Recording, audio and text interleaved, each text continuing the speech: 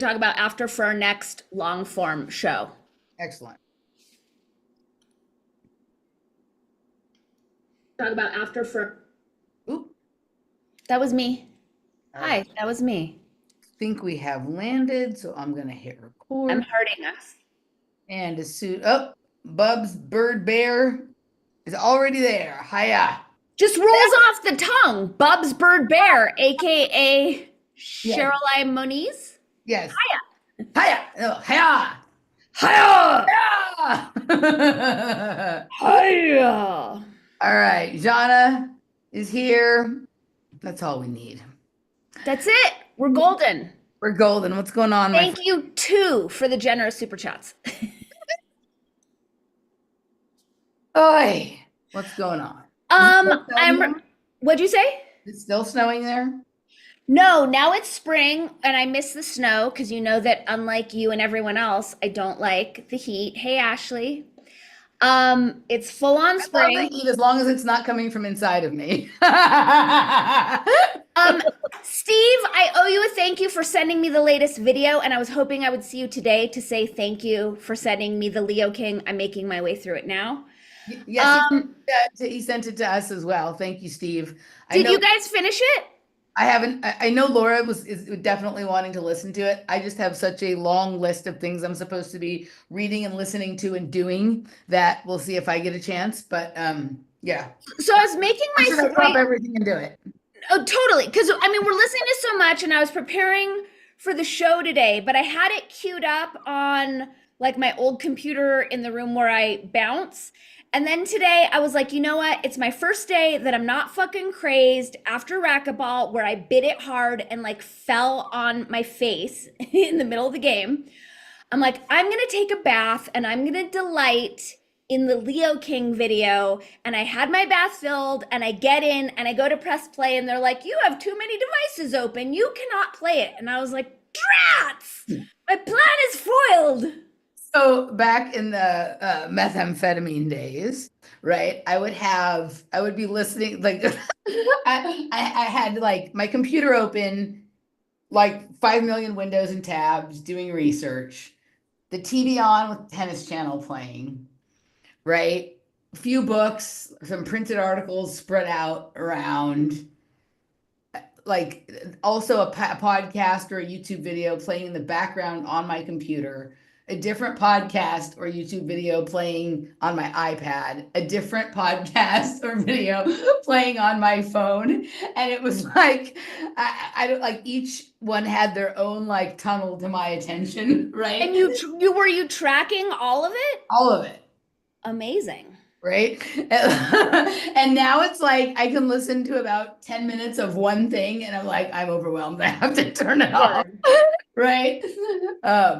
But yeah, right. And it was I would get into this sort of, and sometimes I also had like in another window like some techno playing, right? We got a super chat. This is the I think this is the first time I've gotten it in the first 10 minutes. Thank you. I love that. Thank you so much. So yeah, so I would also have some techno music playing in the background, right? And so that's how like tennis and techno became sort of like this background rhythm for like how I stored and compartmentalized all the information. Like I love that sound. I'm not even watching the tennis. It was just like hearing the ball hit, right? When somebody hits a good forehand or whatever. I love it. My version of that is playing Schumann resonance at like a lower volume while there's some higher volume music and then working but I'm that like that kind of I'm maxed out there. I don't think I can, it's not, I can listen to two things at once now, right? Like sometimes Laura will get mad and be like, you have to pick one or the other, right? I can listen to two. I can't do like the 4 or 6 or 8 things at a time anymore. But you know, I don't know what kind of like little compartmentalized ears or rooms that the meth builds inside of you that allows that to happen. But Do you remember when I was in my Jason Capital phase and I read his books and then I got all his courses and his whole thing was like high status, how to be a high status person. And I have one of the stickies up on my wall. I have a million stickies. High status people don't multitask. Well, I guess that explains it. What's your excuse? Same. We're samesies. Oh, all right. Well, we have a lot of clips to get to today, so should we get to it? Yes, because we have a lot. We have a lot. Let's start with yours since you have a lot. And at some point we can take a break from yours and go to one of mine and then return to yours and then back to mine.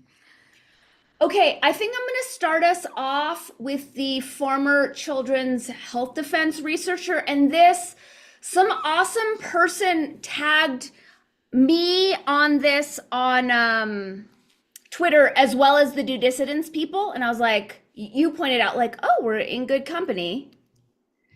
This researcher, I watched a video with some things from this person. I'd say probably like my sense of time is it was definitely in 2025, right? But I can't. I don't This know. year?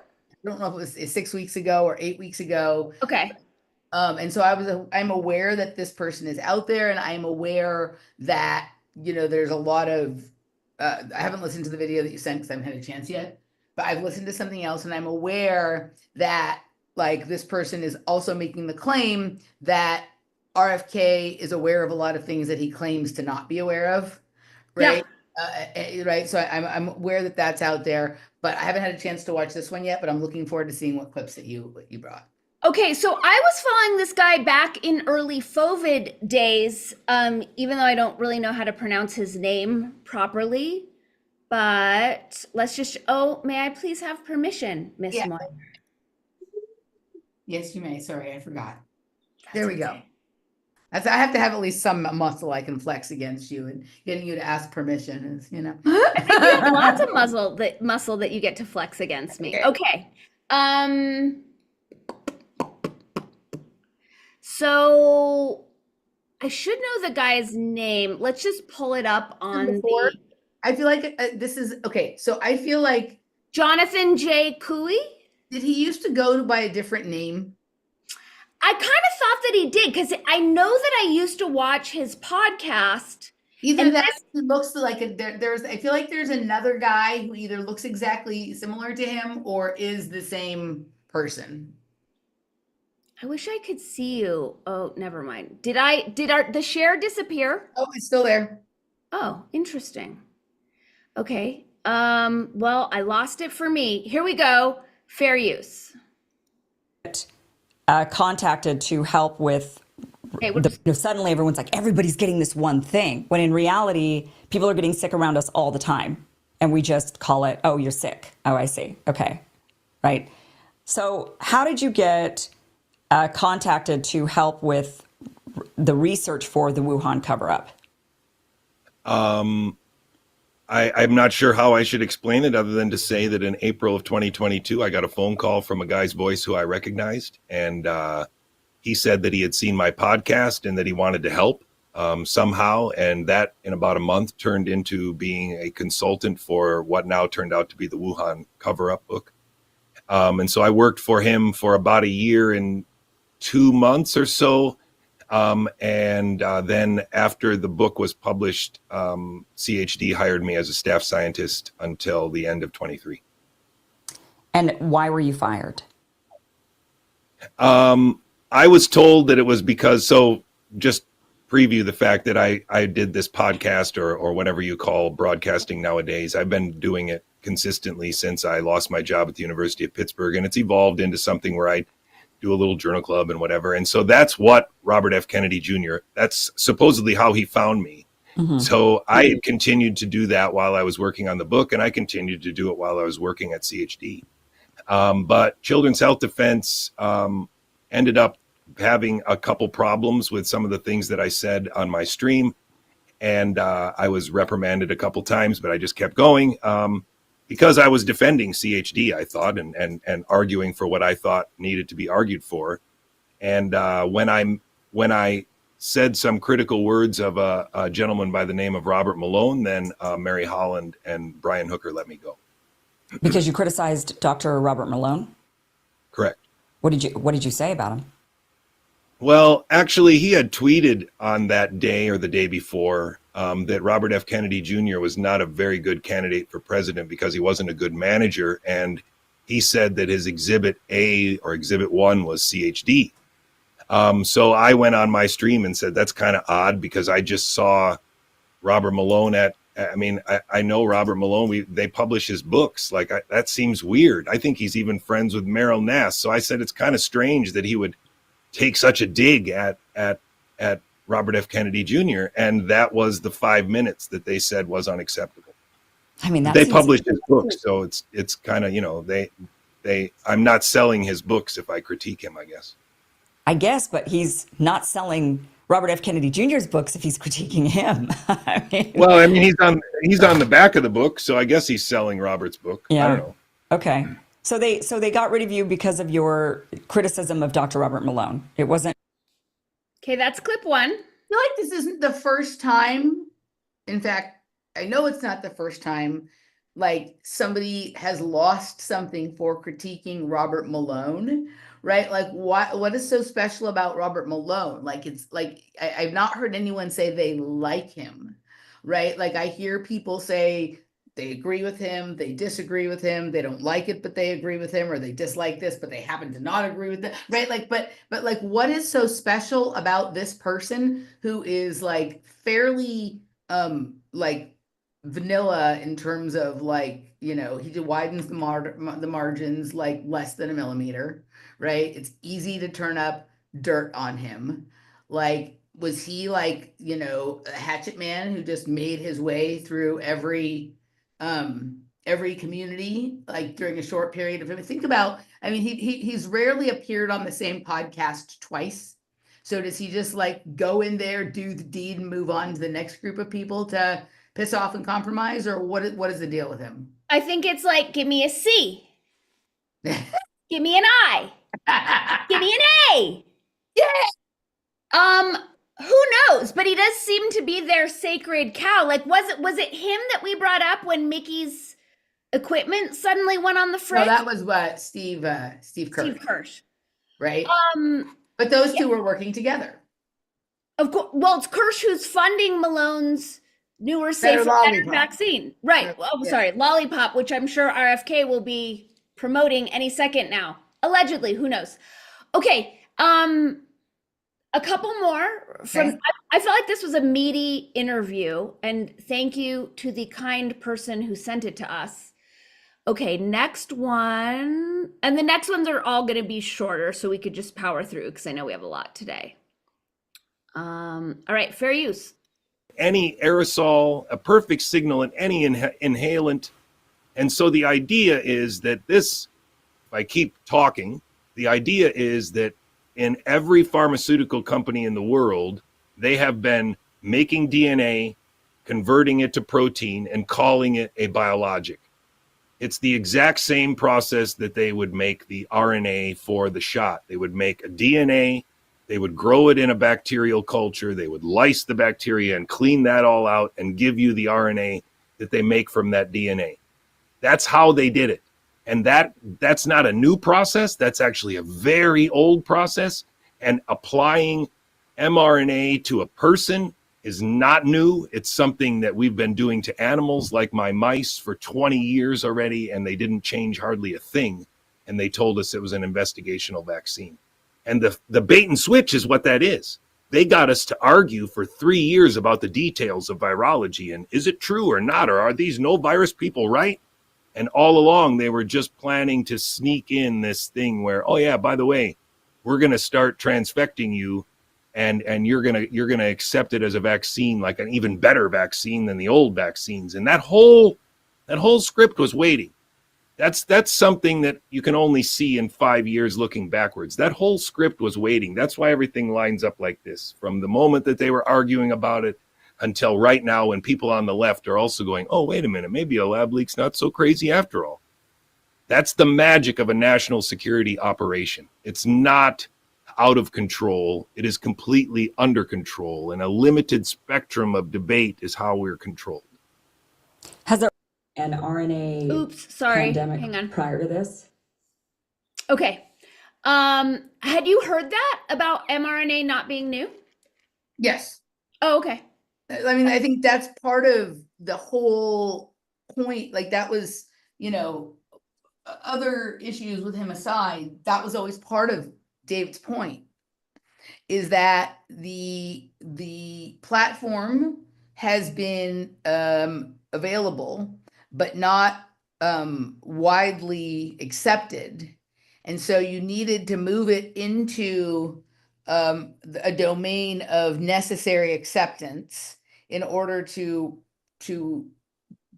popularize the platform, right? Kind of like, you know, the idea, like somebody wants to give you some free crypto, but in order to get the crypto, you have to go sign up for Coinbase or a wallet or whatever. Kind of like Peter Thiel wanting people to sign up for PayPal, so paying them, it's like the same kind of thing. So this gets into the whole stuff with like CRISPR and all of that kind of stuff. Yep. Right? Like people rightfully are suspicious of these kinds of things, especially because we've been loaded and let's, it's been suspicious like in both ways, meaning good reason to be suspicious, and then probably overly suspicious in a way about things that maybe should be less suspicious about. Like it's kind of like the TDS that goes in both directions, Yep. right? Like I learned quite a bit about CRISPR because Laura's sister had cancer and had to have a procedure that was going to involve some stuff like that. So we watched a lot of stuff about it. And like my feeling when I came away from that, because what we're talking about essentially is gene therapies and gene editing, which is what some of these platforms are doing. And again, if I get any of this wrong, it's because I'm not an expert and I don't remember exactly, but this is just my overall impression from something I watched like 4 years ago, was that people are like, have been, for a variety of reasons, led to believe that these things always mean like creating master race babies, or like parents being gross and being like, but I want a child that's thin, and I want a child with blue eyes, and I want to, whatever it is, right? Or I want a really smart child. And so like we're all like, oh, we shouldn't, that's the quick path to hell, we shouldn't allow that. That's like, right, okay.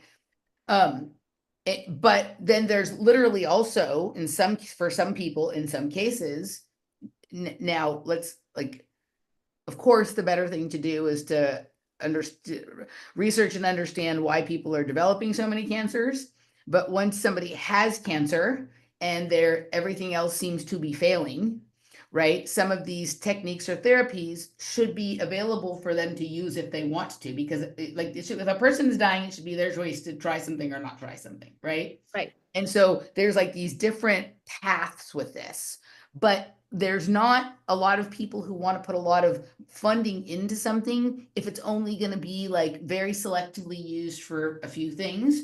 So Right. it needed to become popular like amongst the public, or at least if people didn't like it, they at least were like comfortable with it to the point that they could say, well, we all took it during the vid and none of us have 6 heads. So like, even though I feel like it didn't work, it also didn't hurt me. Or it didn't have the horrible deleterious effect that all the conspiracy theorists swore was, just a day away, a week away, a month away, or whatever. That's a way of like sensitizing people to whatever is coming next, right? And so it's been out there for a long time, but in various formats, right? But like they needed to move it. What's the most widely taken pharmaceutical or medication? It's always lollipops.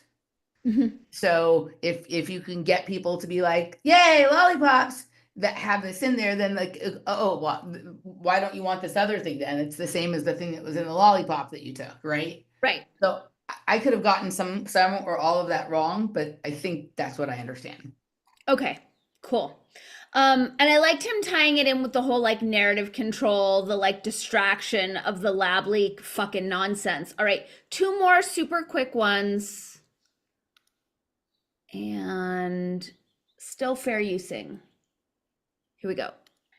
Was set up with all of this stuff. I mean, the one way to explain it for me, and maybe you're not aware of this, but Peter Daszak and Andrew Wakefield were on the same paper in the 90s. Do you know who these 2 men are? I know Daszak. I'm trying to recall. Andrew Wakefield is the MMR anti-vax guy from the UK. Okay. They were on the same virology paper about measles together. One was the student of the other. That's not a coincidence that now we're supposed to believe that Peter Daszak is the arch villain and that Andrew Wakefield is one of the guys on a white horse. This is This perfect is an Hegelian dialectic. extraordinary decade play. Hang on. It's like and it perfect Hegelian dialectic. Yeah. Oh, I have another one. Okay, it's perfect timing, although I wasn't planning to play this one yet. But it's perfect timing for this other clip. So here we go. All right. Fair use, and then I'll stop hogging all the clips. Here we go. Bhattacharya, he sort of ended up can be done what must be done. Maybe maybe there's sort of many anecdotes one can start with, but I thought I'd start with one that involves a good friend of mine from undergraduate days at Stanford, Jay Bhattacharya. He sort of ended up pursuing sort of center-right, vaguely libertarian, ended up pursuing an academic career, got a PhD in econ, medical degree, eventually became a tenured prof at Stanford in health policy and spent decades plugging away, writing various papers and books on what didn't work about socialist medicine of one sort or another, and then can be done what. Did you know that? No, I mean, it's like, obviously now that you mentioned it, it's like, yes, he was there at Stanford at the same time as all of those other people, right? And so it's not surprising. Like this is an operation that's been going on, it's been set up and been being worked on for a really, but I have to say, like, it has to go back at least as far, if not farther than 9/11 in terms of like Farther. right. Farther. We found the SFI papers going back to the 90s. Correct. So, right. And so, like, these are all, my guess would be just like how it was in gym. We all come to the gym and when we're somewhere between 2 or 3 and 6 or 7. And, we all we're all like, we start in a class but most of us also go to like open workout. And there's like a certain amount of self-sorting based on talent and interest and whatnot. But then it also becomes not just about talent and interest. It becomes about coachability, obedience, parents' influence, finances, all kinds of things. And you see who gets streamlined. And while generally it is true that the best and most talented gymnast is part of that group, there's also usually a bunch of people that are part of that group that are there because they're obedient, they're coachable, their parents have influence, their parents have money. And then you have like a bunch of people who are talented and really good, maybe not the most talented in the group, in some cases, maybe even the most talented, but who are defiant, disorganized, have parents that ask questions, right? That sort of get pushed off to the side and don't get no attention. Like they're still on a track too, right? But who's the easiest to directly influence? Who requires more leeway? So it seems like their own idea. That would be you and I, right? Still useful because, witty and clever and all of that kind of stuff, but doesn't like to do things they're told, needs to think it's their own idea, right? And then you have like other people like, who don't have necessarily a lot of their own ideas, aren't maybe the most talented or most coachable or anything like that, but will be the team player and like go along to get along and go out and do the outreach for sell the most fucking Helen Grace candy bars so our team can travel to the whatever, right? Kind of thing. So there's all kinds of ways that the team is assembled. Right. Right. But the only part that's a requirement is like being there at the beginning. And so all those people went to Stanford, and that was like us going into the gym on Saturday morning, right? We didn't stay Saturday morning tots for very long, right? But if we hadn't gone there on the Saturday morning, then, so it's really, really clear that this iteration of I don't even like I'm done with all of these stupid terms like deep state or fucking cabal or whatever it is. Right. But this current iteration that is expressing power, right, grows out of Stanford, whereas some of the previous ones have grown out of Yale or Harvard or, you know, some other schools, Penn, right, or whatever it is, University of Chicago. That like right now, whether they're like being set up to be the apex to ascend to the acme or whatever it is, or whether like they're setting up the next thing that we're not quite clear on yet. I don't know. But yeah, I mean, it is like, you know, more people need to be who have been in business with Peter Thiel, who have been proximate to, I think, need to be asked in interviews, and same thing with people who are proximate to Larry Ellison, right? Are you comfortable with this person's vision of the future? Are you comfortable that this person claims to be a libertarian, yet is a contractor for the intelligence agencies that are busy collecting data on everyone? Right? Are you comfortable? Are you comfortable? Are you comfortable? And just, you don't even have to listen to their answer necessarily, although sometimes they might say something that is true or relevant. You just watch the look on their face. And if the color drains, like they were hoping you'd never ask that. If they, you know, look like they're prepared to answer that question, then that would be for one or two reasons. Either they knew it was eventually coming, so they've prepared a script, right? Or, and this is certainly reasonable and true, and I'd say that, you know, this is true for you and I as well. Like sometimes you grow up or in a situation that puts you around a lot of quote interesting people, and your excellence or your intelligence benefited from being around a group of people, even if you deeply disagree, like that helped to sharpen your iron. And so you have an appreciation and a respect for the role that they played in your development, but you're willing to say, I disagree with that.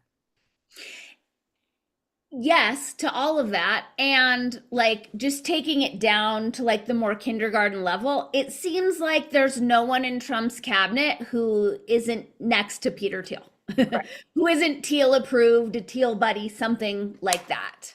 Correct. Okay, last one from this, and this one's super short, and then we can move on. Last fair use. That I grew up in, where homecoming mattered and high school football matters. And I just feel like this train is really careening out of control because we've been riled up. The right in America has really been almost hijacked by this health freedom movement that I don't think is what it says it is. Right. Yeah. And I'm frightened by it. I want to maybe just say, I just wanted to end with that. Yeah, I couldn't agree more. At this point, Same. yeah, it like, right, like there's lots of things going on sort of in the background and all around right now that I'm like, this was one of the most successful mind control operations that I have ever witnessed. This is like, in some way, like they really learned from Oklahoma City bombing and 9/11 and, you know, the Sandy event and whatever it is. And they, you know, they did it a little different this time. Like, right. They figured out how to get people to not just to like play out a script, but literally to write the script that they were going to play out and then be willing to defend it because they had written it. Right? And to be willing to bully other people who aren't on board with their cult. And it continues to this day. And I'm so happy that you and me and our audience did not fall for that shit. Yeah. Yep. All right. Shall we go to let's see. All right, well, since we're there in the health freedom space, let's go to this clip that I have from the latest Derek Bros and Ian Carroll. I don't know what to call. I haven't watched the whole thing yet, but I'm 30 minutes. I have to tell you something about this. I don't think I told you. So yesterday was just like Ian Carroll drama day to the max. And I saw that Derek posted this, and I put a comment on the YouTube, like, why are you validating this guy's shilling by having him on? And he's like, you clearly don't understand what I'm doing. Like, I'm schooling him on all these things. And I hadn't finished watching it at that point. And I said, okay, cool. Well, I'm still watching. And I certainly hope you asked him about being on Shanahan's payroll. And he goes, do you have any evidence that he's on the payroll? And I said, well, in addition to, I said, well, this video came out and I shared the video that you and I watched last week on Word Salad. I said, this video came out about the same time he told Viva Fry that she paid to fly him out to her place. And he replied 7 minutes later, I don't see anything in this video where he says that he's on her payroll. And I'm like, you watched a 90-minute video in 7 minutes? So, okay, Derek, I'm sorry for trying to help round out the conversation. did he say, because I didn't watch that whole Shanahan video, did he say that in there? No, but that's Oh, my okay. interpretation. Got it. Okay. I find it very, very, very hard to believe after watching that video that that was not a paid promotion. I mean, 100%. He did say, I think in the Viva Fry video, that she paid to fly him out to be on her show or to do something with her. So that he definitely said. But yeah, He did say it. It is weird that somebody's like second ever live stream would be an absolute defense of someone that they just met. And a defense that it wasn't just a defense, but it was also littered with so many propaganda tools of telling the audience what they were supposed to think, how they were supposed to interpret, Right. that this is okay, that we don't need to be upset about this, that we don't need to be stressed about this. Like, there was so much propagandizing. Right. I can't not see it. I cannot pretend. Have you ever that didn't done, happen. so have you ever done a video that the entire point of the video was to like either explain or defend somebody's position other than your own? Never. Okay, so I only can think of one that I've done. And that was during the whole debacle in 2022 with Novak Djokovic at the Australian Open when they were holding him, right? Because with the vaccine thing, right? So I think it's about like the first solo video I'd ever done. Okay. It's where I'm just talking and I posted it publicly. Like basically just trying to explain to a lot of people who are just hearing of Novak Djokovic for the first time, unless they listen to me talk about tennis, people from like the conspiracy, truther, Trump, health freedom world are paying attention to this person because he's like basically supporting their claims on some level. He's not, right. But then also who's under attack from people who also don't understand him. So I think the video was titled The Metaphysics of Novak Djokovic, in which I kind of talked about his entire sort of rise to prominence and success and how what he is saying and doing is completely in line with the experiences that he had to lead him to that point. And right, it wasn't just like one day he decided I'm going to create a shitstorm and do this. Like there was this long buildup in terms of things that had happened in his life and with his body and whatever it is. And so it wasn't right. So that that was the whole purpose, was to explain this person's experiences and positions and why it's not surprising that he ends up in this position and why I think this is a genuine concern of his and not just a stage. Some people were also accusing him of staging this and whatever it is. That is the only one I've ever done. But hold on a second. Did you record that video around the same time that Novak Djokovic paid to fly you to his house? This is my point. Okay, so this is my point, right? I've never met Novak Djokovic. Right. And also, but like none of us knew about Nicole Shanahan until about a year and a half ago, right? Right.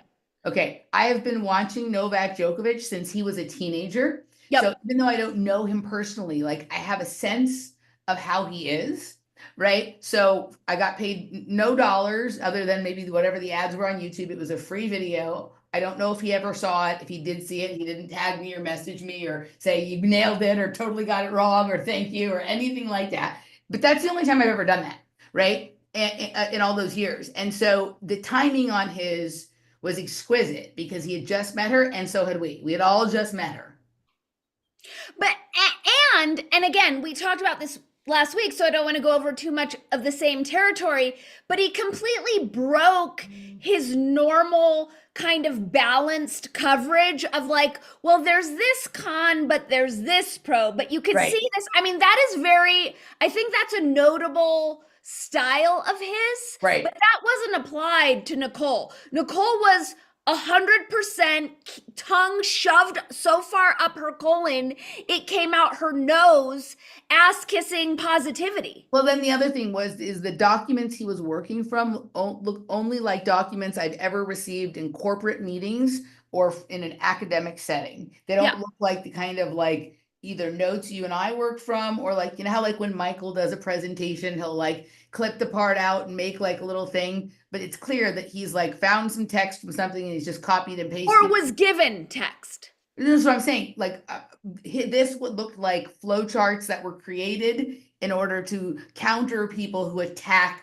Nicole Shanahan. Correct. It was given to him from on high, and he's just been the most successful of the defenders of whatever that is. Correct. Yeah.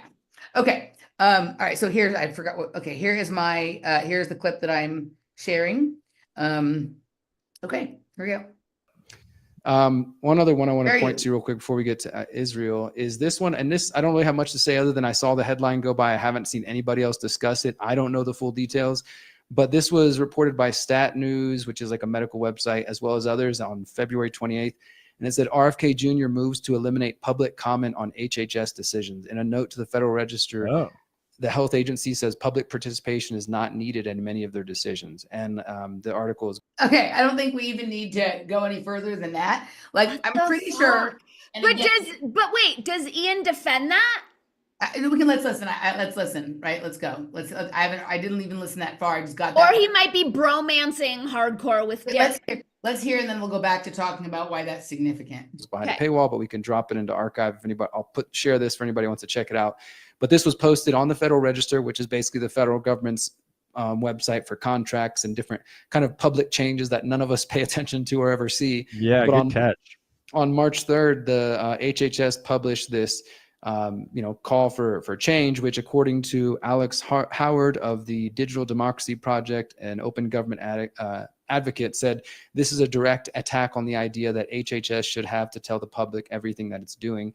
And so from what I could understand, though, and again, like if I've got it wrong or if they've got it wrong, but I will say that this website's usually pretty on point with medical news, that they were changing some old rule that had been established, I want to say in the 70s, that started to require government agencies like HHS to make sure the public had an opportunity to comment, and that they were, at least from what it seems like this move they were filing was to eliminate that and to make it where the public would have less opportunity to comment.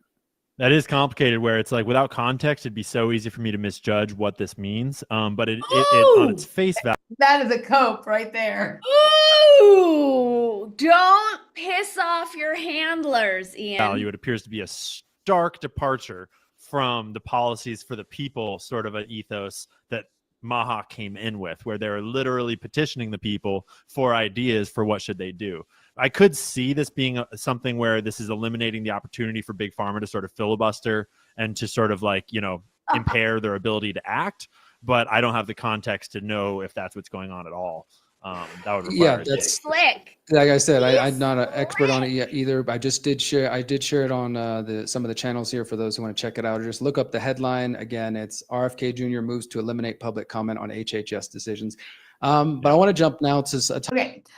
So again, someone who is a health freedom movement historian, please correct me if I'm wrong, but I think this was one of the complaints of him and others who are quoted in his books, who are part of that whole sort of group, that this was part of the COVID tyranny, was that things were being passed so quickly that the public didn't even have a chance to counter or ask questions or comment on them or anything like that, or they were being censored in their attempt to do so. So like, this is a bad look. And if that article got it wrong and I were RFK, I would be tweeting out with the same Twitter account that I declare anti-Semitism a health crisis. I would be tweeting out, yo, this is not what I said, or this is something the bureaucracy was doing. I am opposed to this and I'll do everything I can to fight it, but we haven't seen that either. I don't know. Maybe I don't have Twitter. Do you have, can you see if there's been since yesterday. Any response on the RFK Twitter feed about Ian and Derek, or Derek at least getting that wrong, or the Stat News website getting it wrong? I'm 100% certain you're going to find not, but let's give him a doubt. Do you think that RFK is following Derek Bros? I don't think RFK. Well. Yes. I think people in that intelligence group that are managing the health freedom space and whatever they do. Ian exists to counter some of these valid complaints. Oh my God! We're creating reality. I have to show you what just happened. What happened? Okay. I just pulled it up, and this is the first thing I saw. Oh my God. What the fuck? Oh my God. Isn't that crazy? That is fuck. So that means that he's at the tennis. He's down in Miami at the Miami Open, because that's what's going on right now. That is fucking crazy. That is the craziest thing. Right? Yeah. Okay, here he is with our Christian pastor.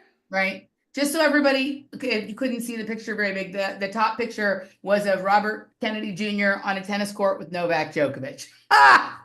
Right. Whoa.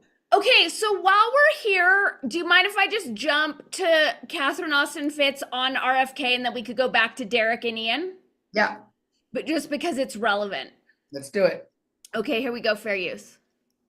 Segue, but Bobby Kennedy, is he captured? So anybody who goes into any of those positions is captured. So it's really funny. I don't know if you saw the post when Bobby went to Bitcoin 2024, the first time he did a trial balloon on Bitcoin, I wrote him and called him screaming.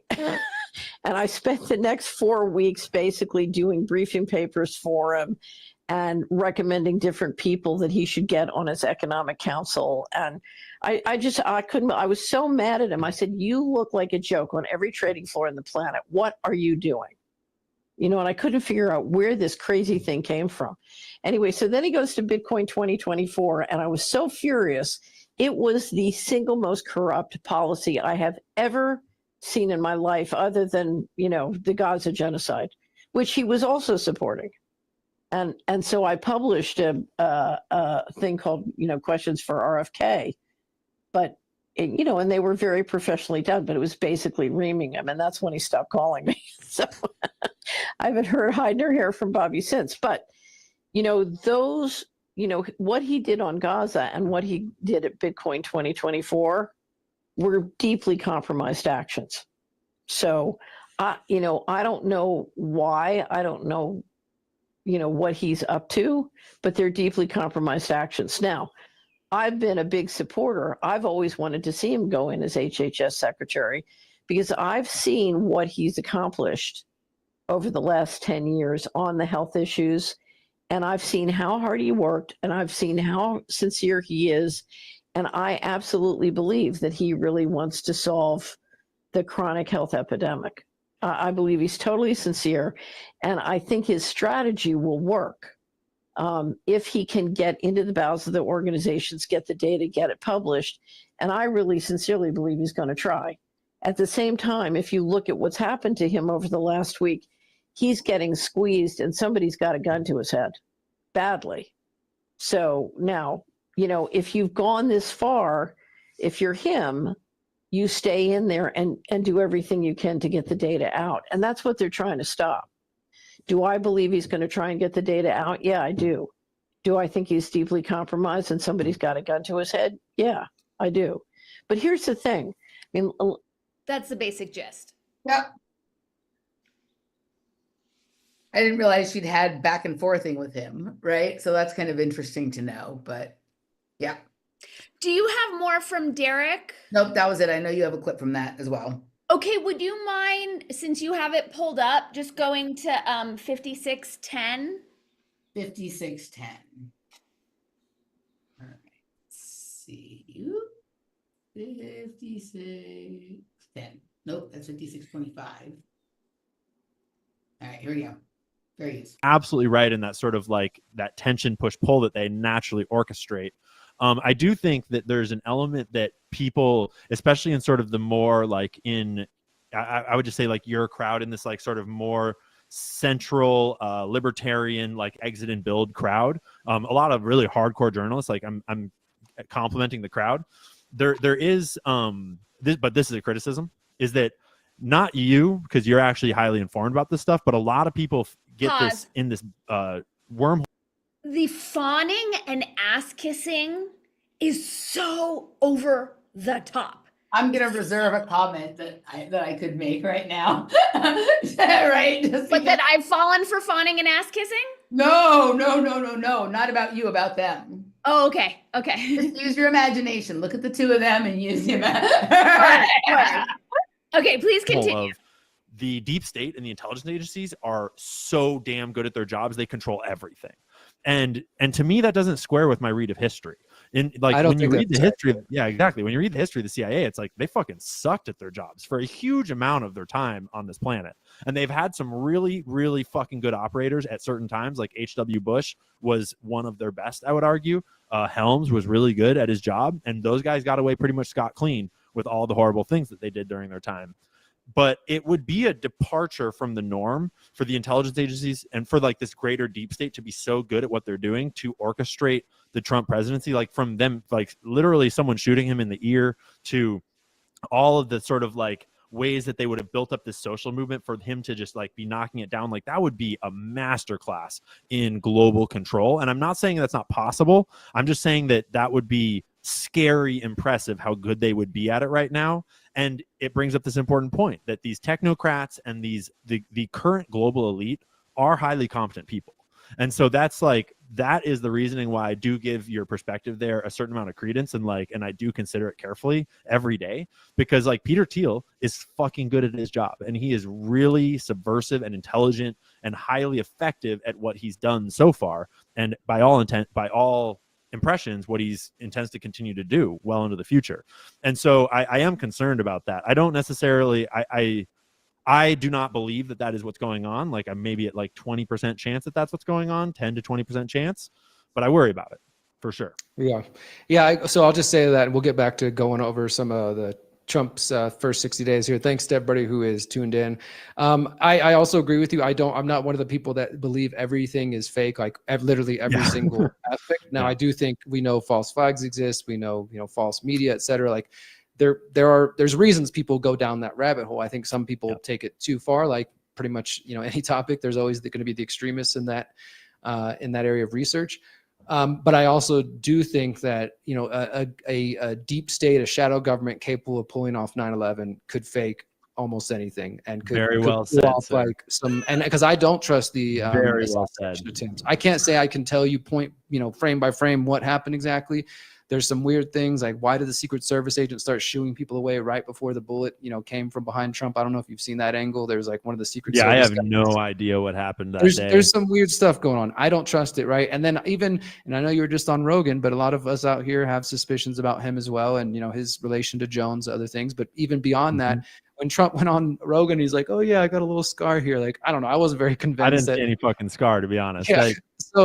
I don't know. I'm skeptical of the whole thing, and I do think without gifting the predator class, the pyramid, omniscient, omnipotent powers or anything like that, they still are very capable. Yes, quick as far as we know, they're humans, and they make mistakes, but I do think they're much more coordinated than we give them credit for. Yeah, I agree on that. I just want to quickly clarify, and maybe I'm missing. So that was it. That's it for that clip. So it starts off with Ian saying, your people have a tendency to believe that the deep state is responsible for everything, when in fact the CIA are really incompetent and they can't pull off much. Except you, Derek, you're amazing. And then Derek's like, no, I don't agree because they pulled off 9/11. And then Ian the kiss ass goes, I totally agree with you. Why are we believing this guy? I don't get it. Dani, he's there to learn, and that was some quick learning. He's there to learn. He just had an aha moment right in front of our face. An aha moment. Like we're creating reality, or an aha moment are the candidates so far, I think. Okay. All right. Do you have anything else from that interview, or are we on to something else? On to something else. Okay. I have a lengthy clip. Well, what do you have left? I have a lengthy clip from James True. What do you have? I have a hilarious short video about why voter ID is racist. Let's do that one now. Then we'll do James True, and then we'll go to the chat room. Okay. It is. Hang on. Let me be organized. Shoot, nothing's working. Okay, stand by.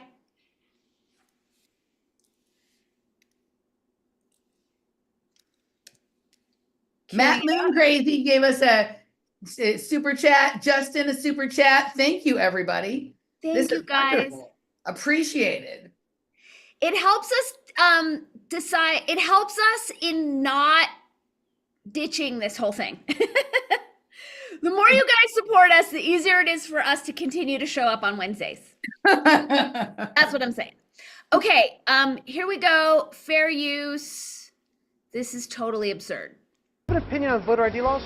Yeah, they're usually pretty racist and they're bad. I think voter ID laws are a way to perpetuate racism. Would you go as far as say those laws are racist? For sure. Do you think it suppresses the African American vote? Definitely.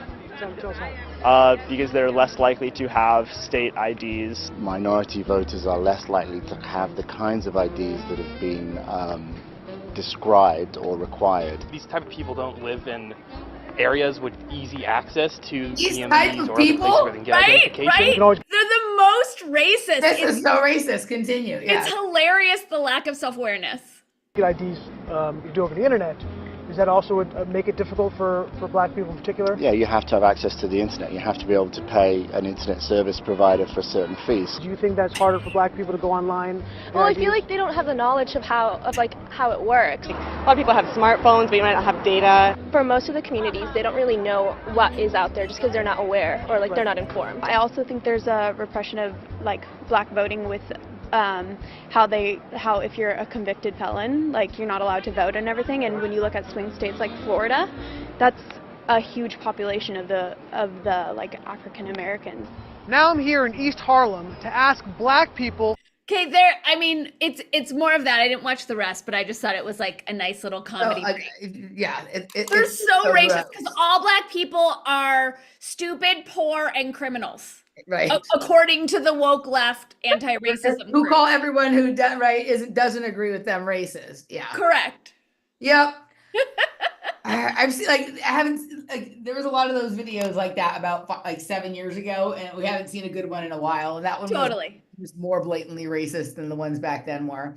Right. Okay, here we go. And here's a clip of James True, who guys go over and give him a subscribe and some support. He's been knocking it out of the park lately. He often knocks it out of the park, but I feel like he goes through fits and spurts, and lately he's been in a good on a good roll of knocking it out of the park. So this is a lengthy clip. Here we go.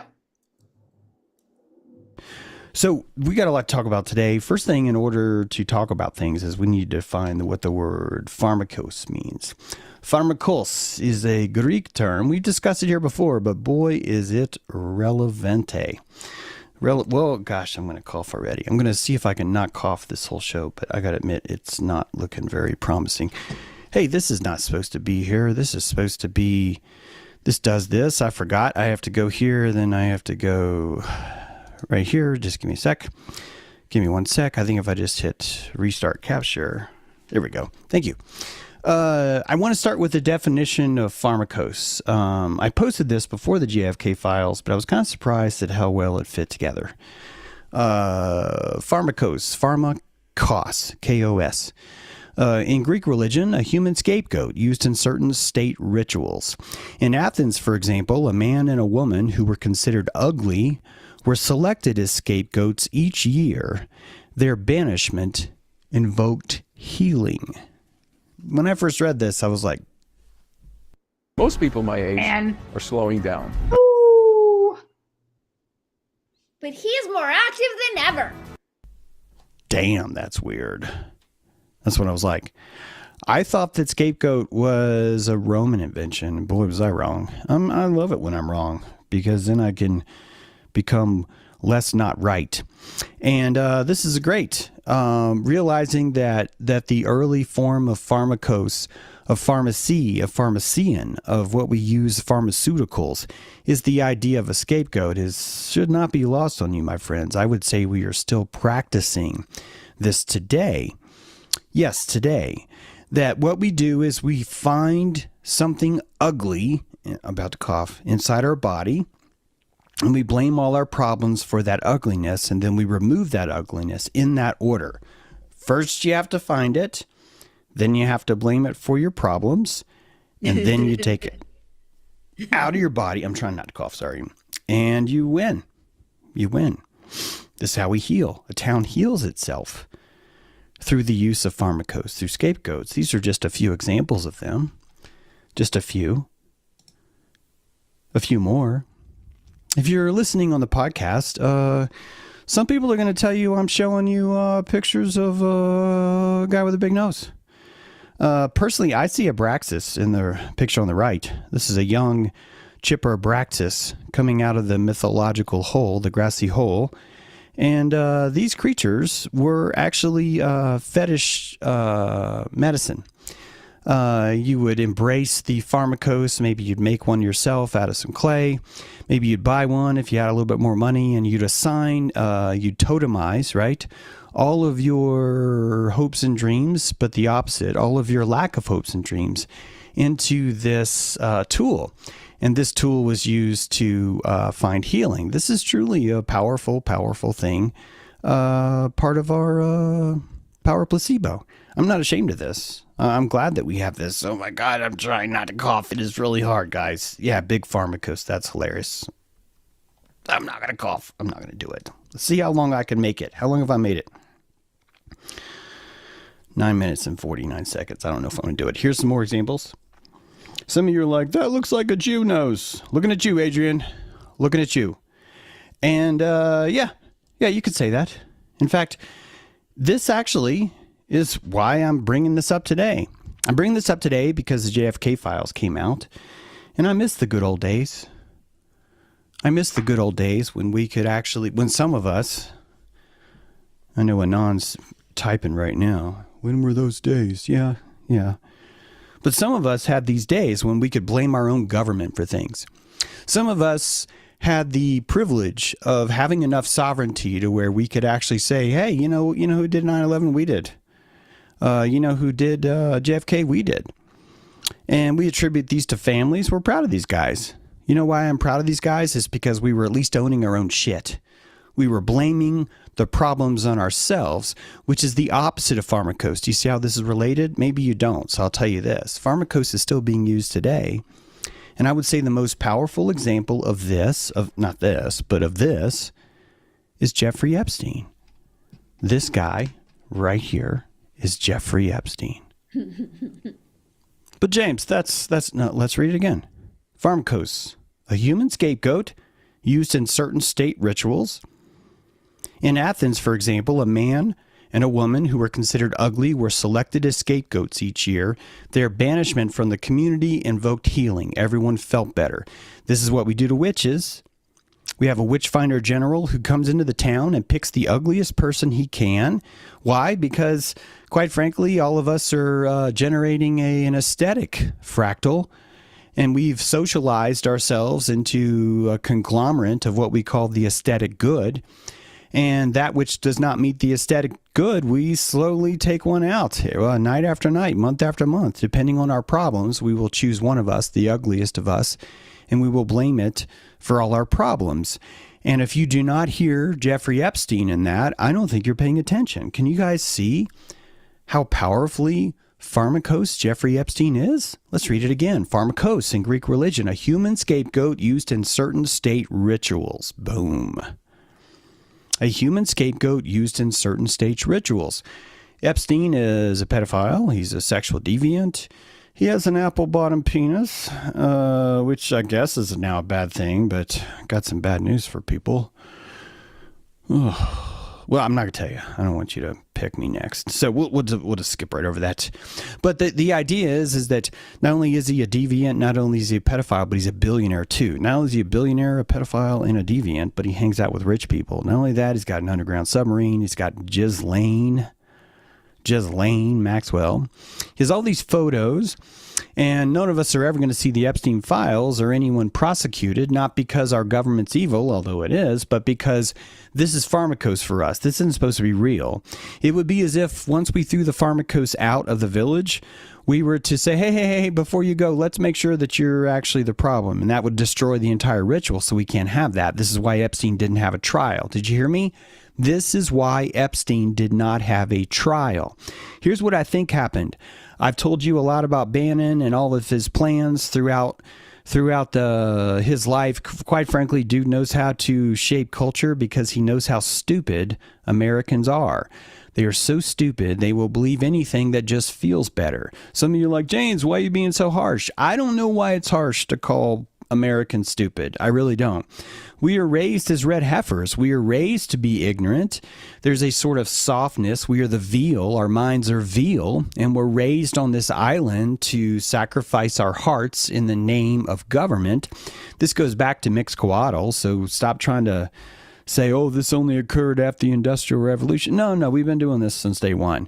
Just as Greece has been practicing Pharmakos, so too have we been practicing thanks thou forest thy service is the same thing. It's a magical phrase that we say that makes us feel better. As long as we attack a country every 1.7 years, there's no way we can be bad. It's weird math, right? Like, it's very irrational math. But irrational numbers are a vital part of math. I've told you this before. A lot of people are insisting, oh, well, math proves everything's objective and rational. And it's like, bitch, have you not looked up irrational numbers? Hey, I'm cussing, but I haven't coughed, right? I haven't coughed yet. Does anyone want to place bets on how long I'll make it here without coughing?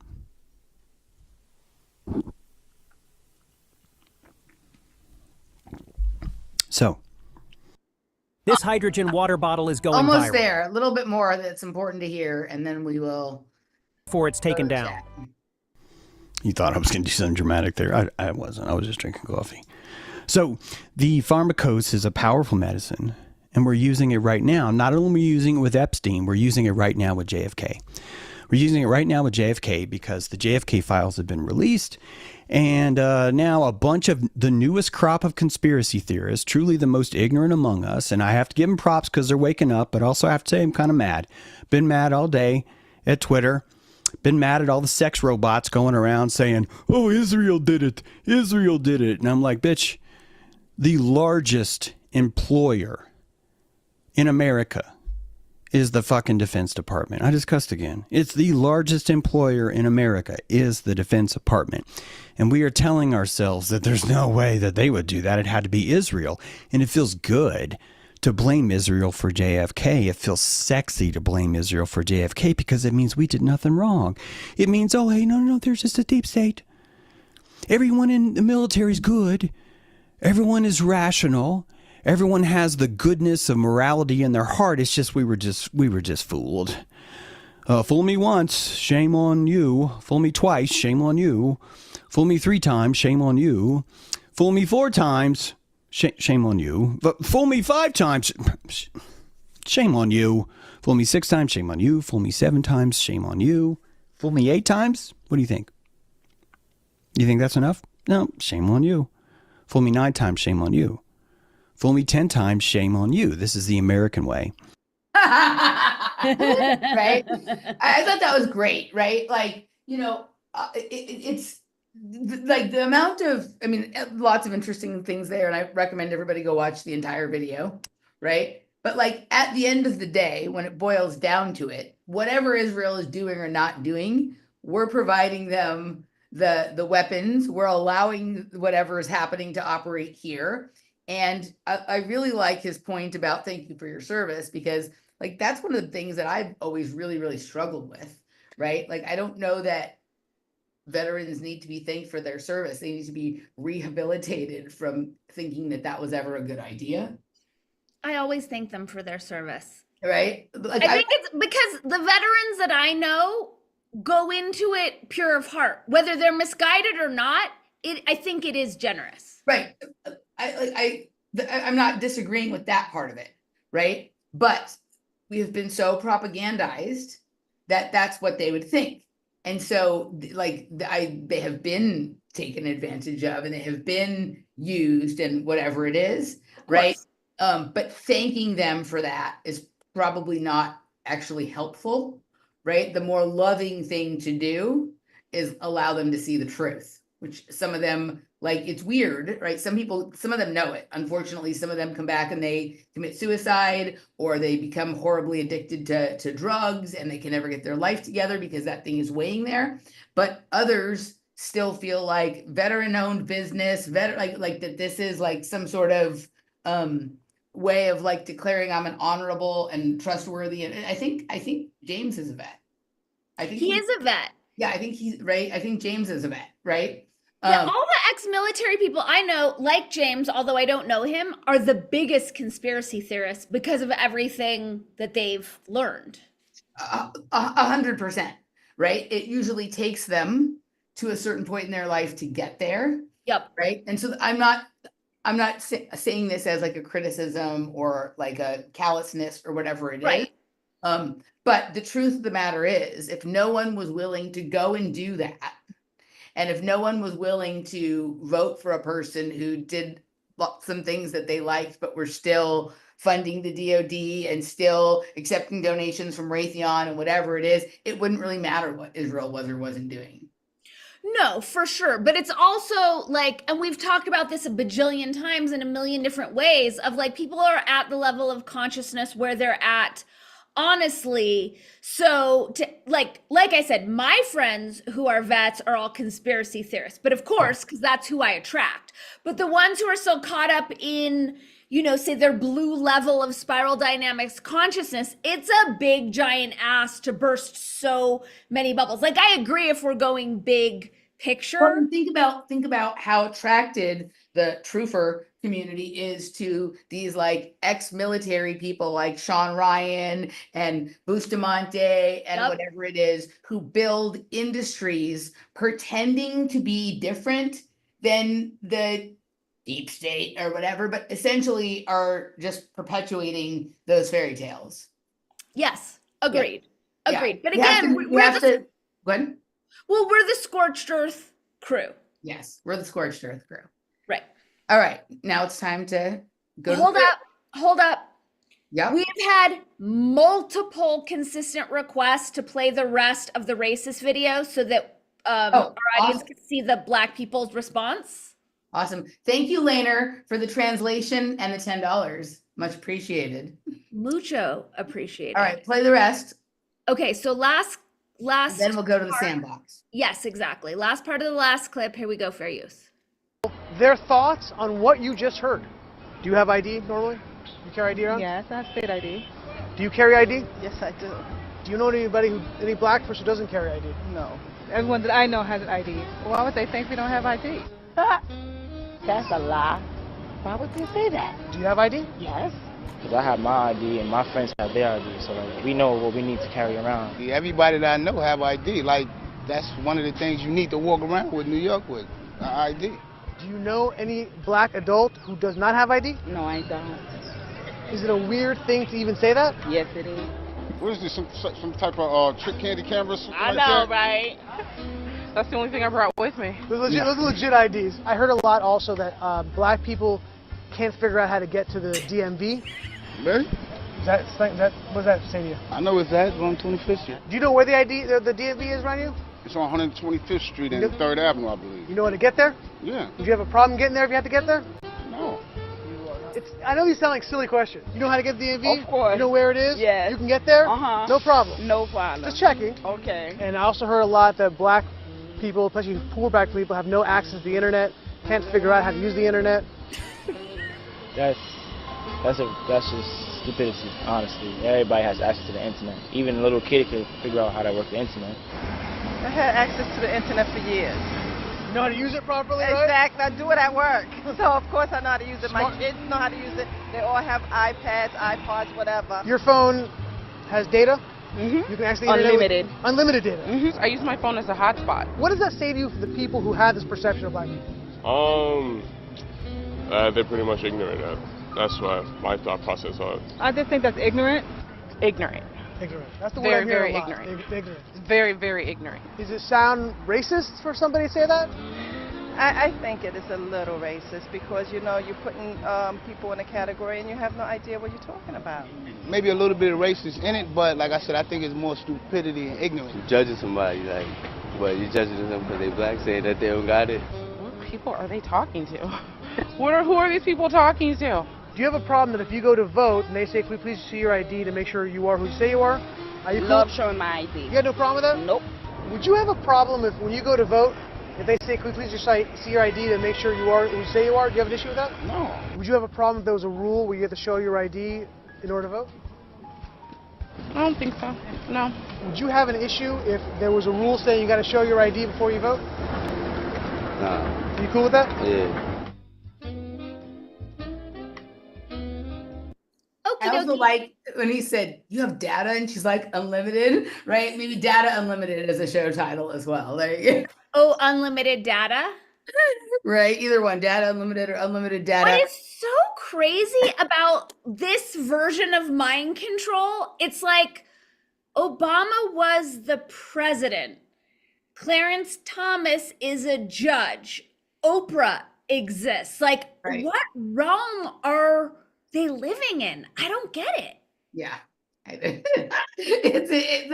Like I don't like people who go around calling other people racist, but the only thing is that it's fucking racist. It just literally completely betrays their act about everyone else being racist and not them, right? It's just the stupidest thing I've ever seen.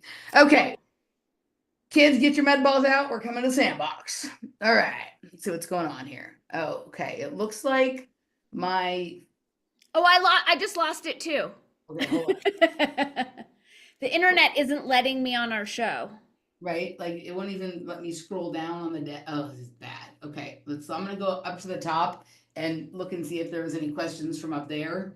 I just lost. Sorry. Okay, I got on another browser. Okay, cool. Let's see. iHeart Wellness is like Derek's next book, How to School a Shill. All right. Chris Miner in the house.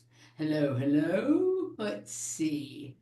AJ, I'm gonna do a show. Yes, yes. Justin, thank you.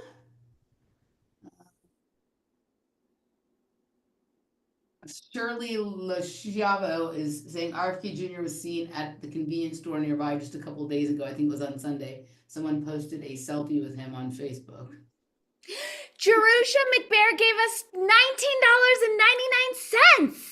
Jerusha. Thank you, thank you, thank you. All right. Yes, very okay. Let's see. What do you both think about Matt Kim? I've been watching him and his co-host for a while now, and he seems to be on a similar bandwidth as you. And then asterisk, the ignorance is astounding. This is from Jason Lightfoot.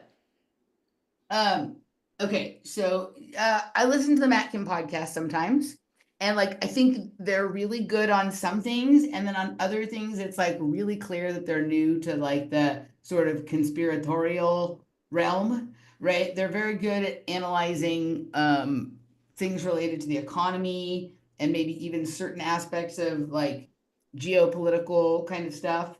But some of the things that they think are good are I thought those things were good maybe in 2009 or 2010, right? So everybody comes in, they obviously came in through the crypto portal, right?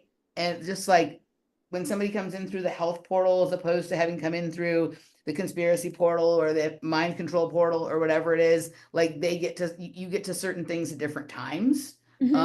But I certainly they're certainly not afraid. They'll talk about things that they know are going to get them demonetized or strikes or whatever it is. So yeah, I'm still observing. Yep. Yeah. I think we've played clips from them before, yes? Yes, we have. Okay. We played clips from them. Let's see. Any tips on how Rowie777 can gain the evil eye? On who? It's one of our audience members is asking, any tips on how I can gain the evil eye? I don't even know what that means. I don't know. But Tomfoolery is in the house. Hi, Tomfoolery. Hey, Tomfoolery. Since I didn't hear from you after Indian Wells, I'm assuming you got my telepathic message that let's just make it like a Sunshine Double special. So like after Miami or something like that. Tom indulges, we indulge each other in our tennis, tennis watching orgy or whatever it is, right? So hit me up, Tom, so we can do that. Glad you tuned in. Nice to see you here. Okay, my box is not, it's not letting me go any lower. I can't see any further. I don't see, there are no more questions. Denise Winterbottom says, love you ladies. And that's in all caps, which is why we're reading it out loud. Mine is the weird thing. Look at what mine is doing. Look, this is what my chat looks like. It's just it's weird. Like they'll attack mine during our shows where I can't access it. So I just had to go to Safari. And last call for questions. Please put them in all caps if there's anything you want us to address. I can't see them, so Dani will have to read it. For everyone who's asking, my 12-week quantum languaging deep dive course starts next Thursday, April 3rd. Register at Apocatastasis Institute. Message me through my website if you don't know what that is. And every class will be recorded, so if you can't make it in real time, you'll still get to keep up. That's right. Everybody go do that. TJ Scissorhands misses you. That's Jason. Hi, Jason. I miss you as well. CC this Friday. So maybe I'll see you at CC if you're able to attend. Okay. Well, since I can't see anything, I think we're done. No one has any questions for us. No one wants to talk to us. Mine just keeps giving me more of those black bubbles with no text.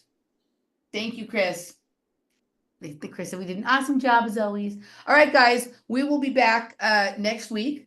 And if you haven't been to wordspodcast.locals.com lately, go over there with your promo code Welcome to Words, all one word in capital letters. And we had a show we posted last week. There's a portion of it I think we'll put out publicly because I think it's in the public interest. We just got another super chat. Thank you, Denise Winterbottom. Thank you, Denise. Totally means the world. We love these super chats. Thank you, guys. I think it was at least 5 super chat kind of night. That's my kind of, What a great night. It was a great night. Just when we were going to throw in the towel. We were tired of watching political clips this week. Big time. All right, guys, we'll see you next week. Have a wonderful evening. Thank you.